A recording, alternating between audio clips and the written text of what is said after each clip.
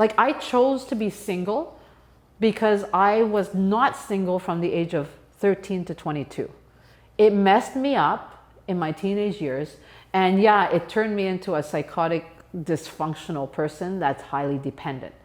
So when that relationship ended, I knew I had to be single. There's no way I could go into another relationship. And you know what? The moment I said that to myself, nobody came into my space that would suck me into that dependency. It's funny because all I said was, I need to be independent.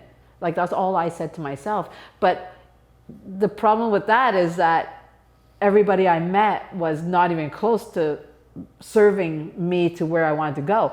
So strategically, I wanted to be single because my goal was to be independent.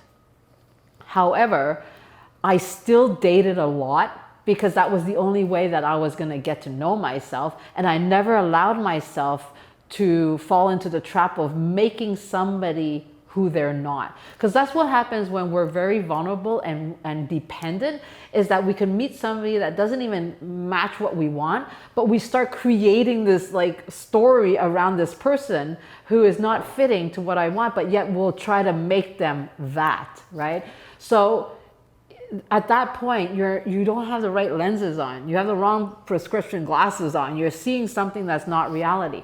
So I made sure that I learned not to do that, and I kept those glasses and lens very clear so that if the person I met showed signs of anything that I didn't want, then I would not make a story around them. I would just enjoy them for what they were so that I could explore myself. But that's strategic, right? But I knew that my end goal through going through the journey of really having a great single life and dating and enjoying people without making them my husband to be, I knew my ultimate goal was to actually find that connection, that person that was going to be the one that I couldn't figure out how he's going to look like or anything like that, but I knew it was that connection. But it took the journey of being single and happy to be single to be able to get there.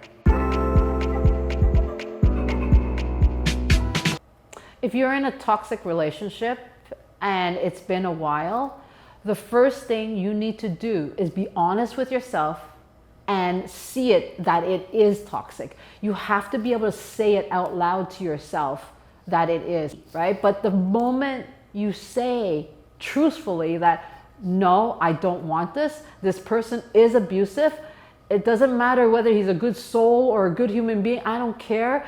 The fact is, you are allowing this abuse to take place, and you have to say it to yourself that I don't want this anymore and I want something better. It's not shameful to say that you have gotten yourself in a situation that you cannot get yourself out of.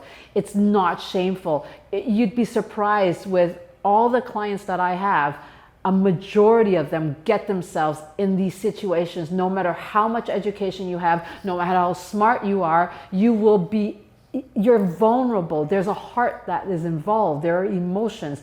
Don't be ashamed. The shame will keep you in that victimized mode, and the shame will keep the victimizers and manipulators going in terms of victimizing people. So really, being single is just exploring who you are and having the freedom to be happy with who you are, but not closing off other relationships. It's leaving your heart open, because that's the only way you're really going to get to know yourself.